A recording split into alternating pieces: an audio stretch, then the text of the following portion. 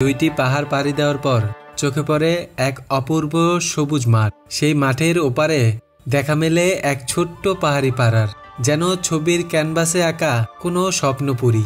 চারপাশে পাহাড়ের আলিঙ্গন, এক পাশে সবুজ মাঠ আর অন্য পাশে কলকল করে বয়ে চলা ছোট্ট ঝিরি। এই শান্ত পাহাড়ি পাড়ায় বসবাস করে 10টি পরিবার, সবাই মুরুং সম্প্রদায়ের মানুষ। এক মুহূর্তের জন্য মনে হচ্ছিল এখানেই থেকে যাই একটি রাত। তবে এখান থেকে আমাদের গন্তব্যে পৌঁছাতে এখনো বাকি প্রায় 1.5 ঘন্টার পথ।